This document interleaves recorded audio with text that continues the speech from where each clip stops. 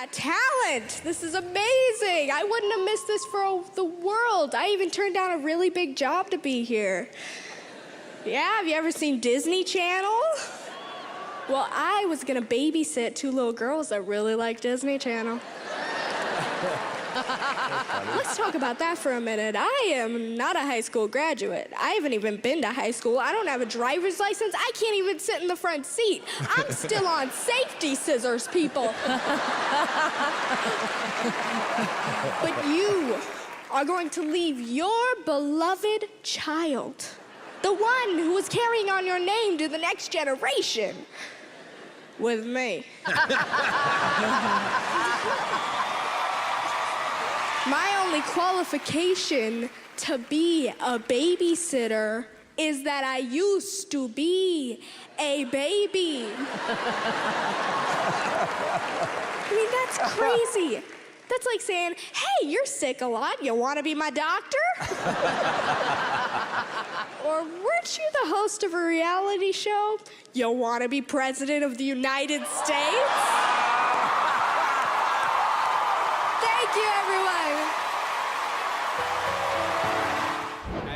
I said I wear hearing aids, so I watch all my movies and TV shows with the subtitles on. My favorite is when the subtitle says, indistinct chatter. Oh, thank God, it's not just me then. That was indistinct for everybody, great. Me and my partner actually recently broke up. Thank you, thanks. But got really quiet in here for a second. Or did it? No, it did, I heard that. The hearing aids, yeah. But, no, I know why it got quiet though, right? It's because I said partner. As soon as somebody says partner, and you don't know them well, you can't even focus on the rest of the conversation. You're just trying to solve the mystery. You're like, partner, huh? You're all looking at me trying to crack the case right now. I can feel it. We are. You're like, well, he's kind of got a lisp, but that could be the hearing impairment. I don't know.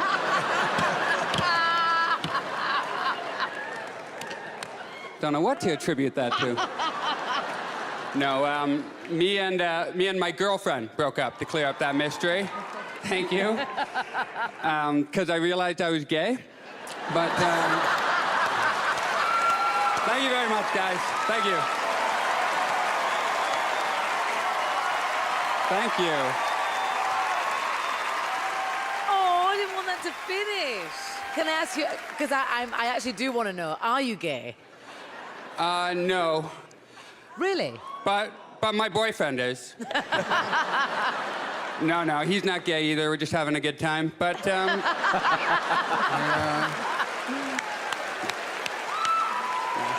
Funny dude. Oh, well, look at this guy. Hello. Hello, my name's Derek Santos. You seem a little bit nervous, are you? Not at all. Derek, what do you do for a living? Well, I'm a security guard. You're a security guard. Yep. And what is it you guard?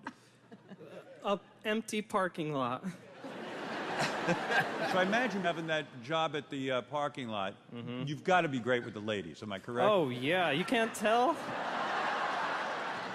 Do you have a girlfriend? I do have a girlfriend. She's here. Oh, no kidding. Yep, somewhere out there. And Still looking for her. No, I'm just kidding.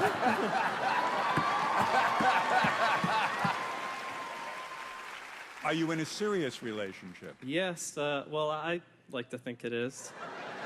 How many years have you been with her? 3 years. 3 whole years.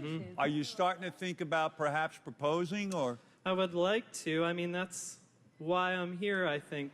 I'd like to be able to propose to my girlfriend with more than just an onion ring. Right. In other words, you don't have money for a ring. No. So you're waiting to get some money. Now, what about her parents? Are they disappointed in her decision to date you? Very much so. Is it the job, or is it your demeanor? I mean, Yeah, what is it? being a comedian, I don't think they They believe like in it. Wouldn't it be great revenge if you could win the $1 million? Oh, yeah. And you're this funny guy, And suddenly, then the parents will be like, oh, yeah, Derek's a great guy. We always loved him. Wouldn't that be the fantasy? Oh, yeah. Well, then I wouldn't speak to him anymore. Right. I love it. Revenge. That's how I do it. This is your big moment. The stage is yours. Good luck. Awesome. Thank All right. you. Here we go. So my parents are really weird. My mom dresses up like my dad, and my dad dresses up like my mom. They're transparent.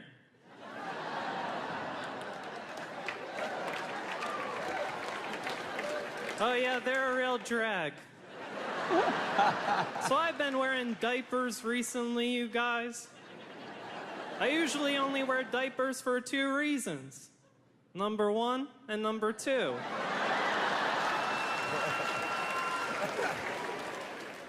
I'm going bananas, is what I tell my bananas before I leave the house. I'm going bananas, so I'm glad you guys found that appealing. I hate it when my friends ask me to do them a solid, especially when I've been eating grapes all day. That's not gonna be solid. All right, guys, I'm gonna leave you guys on a high note here.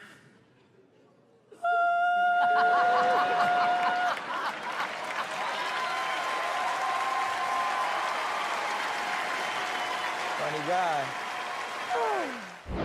So it's a huge misconception that guys are like dogs and women are like cats. We have it backwards, okay? Guys, you're like cats. You're aloof and emotionally unavailable.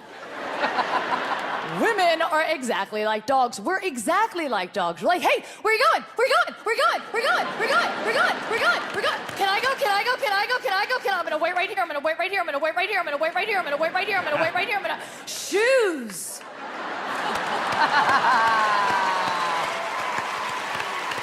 That's great. See, guys, you're like cats. You're like, oh, you're home. Okay, so this is what's gonna happen. You're gonna feed me. Then I'm gonna stare out the window at nothing. Then I'm gonna pass on the bathroom. Deal? Do we have a deal? Women are like dogs. We clean up after ourselves, right, ladies? You ever seen a dog vomit? Eats it right back up. Yeah, usually does it in private, eats it up, no evidence, you don't even know what's happened. Guys, you're like cats, you'll just puke anywhere and make a huge scene about it.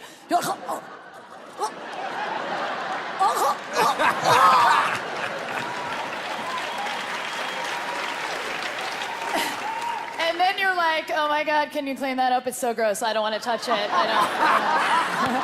Here comes a dog, I got it, I totally got it. Women are like dogs, we need to be groomed. Shampoo, condition, blow dry, fluffy. Guys, you're like cats. You're like, what, I'm dirty? Oh, I'm dirty. Let's go. Thank you. I love it. Good job.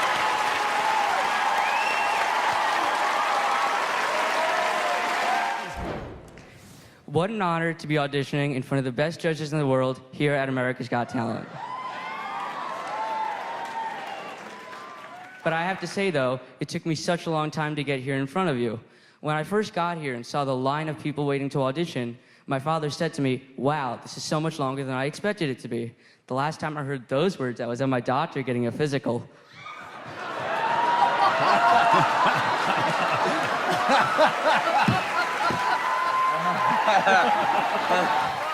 Love that. I have some exciting news. I just had my first date. A girl from my class came over to my house the other day, and as her mother was leaving, she told my friend, remember, you're allergic to nuts. All I can think... I haven't even said the joke yet. Yeah, you have. All I can think to myself was, well, there go my plans for the afternoon.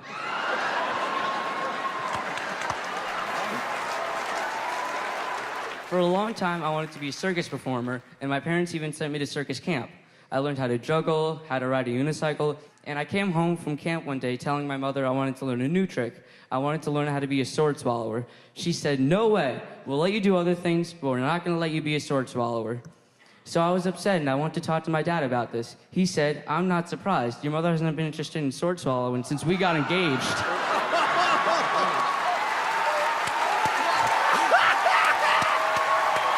my mom was in the circus. I didn't know my mother. Thank you. I love it.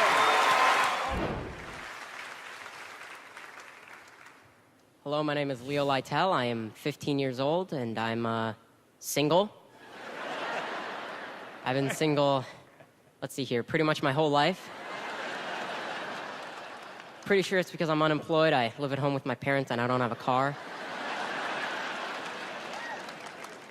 These are all big red flags. It's why I don't get much attention on Match.com. I do, however, have a lot of success on Tinder, where I am a buff 28-year-old Georgetown medical student with a Porsche and a trust fund. He's good. Now, I'm a teenager, so I'm in that awkward phase of life. I'm kind of a mutant creature, part adult, part child. But I look back on the early years of childhood fondly. You know, those good old memories, like when you get in the van and it turns out the man doesn't have any candy.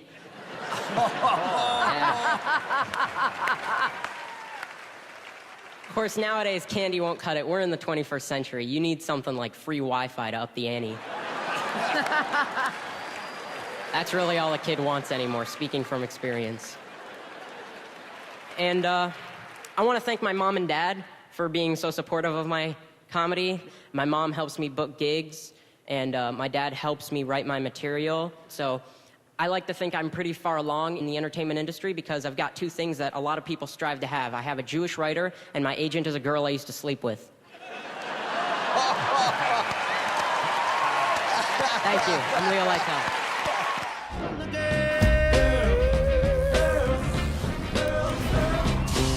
Go get him.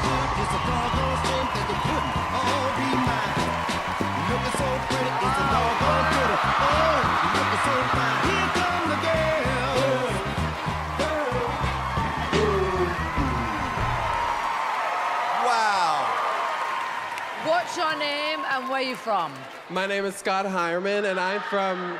Oh my gosh, I don't even know them. My name is Scott Hireman, and I'm from Lexington, Kentucky. What are you going to be doing for us today? I'm going to be doing comedy. Do you always dress up when you do your comedy? Usually I just dress up if I'm like at home cooking or cleaning, but... Are you making a living with comedy? No, I'm a pizza delivery boy.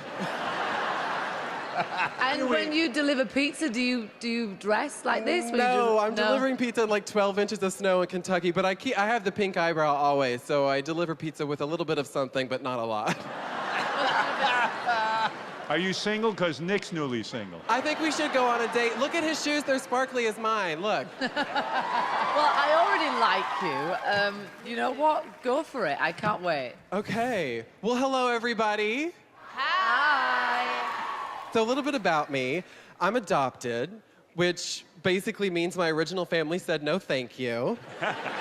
My sister's actually adopted too. My mom can't have kids because she's emotionally unavailable for committed relationships. My sister growing up was the golden child. Like when she graduated high school, my parents threw her a huge party and I got nothing when I dropped out. They're always like, Scott, why can't you be more like your sister? I'm like, how's this? That's funny. They're like, oh my gosh, that's horrifying. But actually, I haven't always looked like this. True story starring me. I used to be 300 pounds. No. Can you believe it? Yes, Mel B, yes. Heidi, can you believe it? I don't believe you. I miss being fat. You know, I miss being able to wear a t-shirt and sweatpants to formal events and people being totally fine with that, you know? And okay, you know who I was really jealous of growing up? Besides skinny people and kids whose parents kept them. Oh my gosh. Someone applauding, yay, I was rejected too. The Girl Scouts. I was in the Boy Scouts. My mom signed me up for Boy Scouts. But while the Girl Scouts were sipping soda over at the Holiday Inn Express watching The Little Mermaid for their Marine Time Under the Sea Fun Time badge, I was in the middle of Bucktooth, Kentucky trying to survive off testosterone and trail mix. Talking about, all right, boys, we brought you out here to teach you survival skills. Oh, really? Why don't you teach me how to do my taxes? Why don't you teach me how to deal with the breakup text? LOL. Okay, I'm done.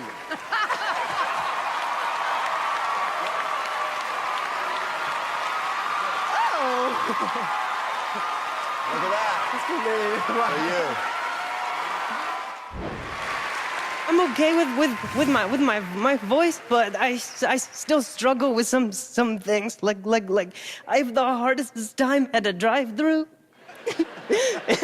You know, cause you got to say the order fast, and you're talking through an intercom. It's like I don't know why I work there.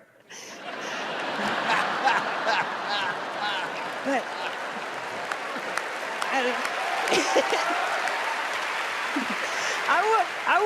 I want to get to where people start to use my voice as the voice of their GPS.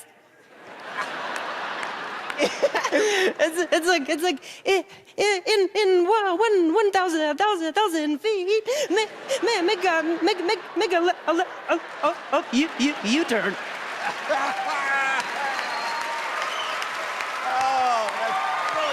Your destination is ahead of you on the right. Rerouting.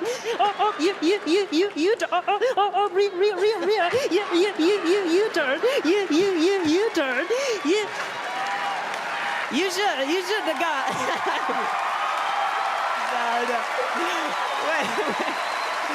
I believe that you can turn anything into positive. That's why I'm here.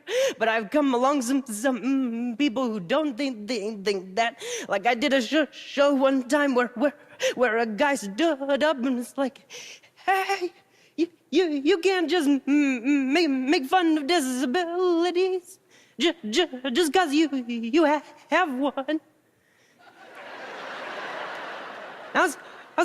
I was like, well, did I stutter? Thank you guys so much.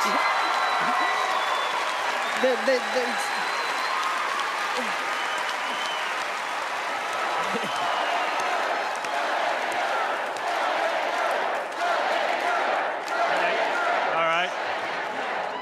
Well, the crowd is definitely with you, Drew. You know, it is such a hard thing to get up on a stage when you've got everything going for you and everything's clear. And to go up there with your situation and to pull this off and to get the crowd with you is almost impossible. So I, along with the audience, applaud you for that. Really awesome.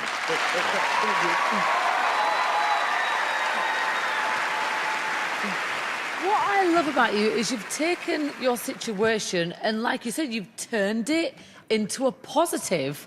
I was laughing even more the fact that you were laughing at your own jokes. I wrote them. So. Howie, what'd you think? All right, here's what I thought. I know you're here to make people laugh, but I can't tell you how emotional you make me. Because comedy usually comes from a dark place. A lot of comedians, you know, are depressed. I personally, in my life, have used laughter to try to gain some happiness. What you did is you looked for the light at the end of the darkness, and that light is your comedy. And I'm telling you, I haven't been moved by an act like this up until this moment. And because of you, and because of this moment, I want to do something very special. Something I haven't had a chance to do, and I'd like to do this.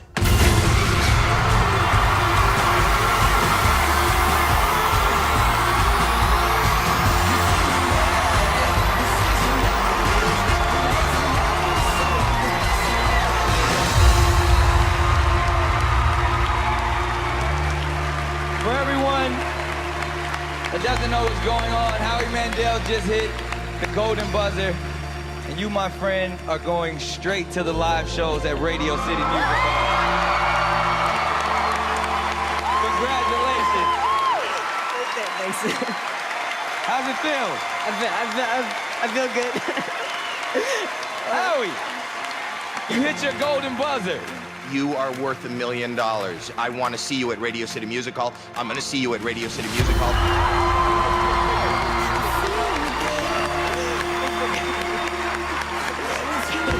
Drew Lynch, everyone.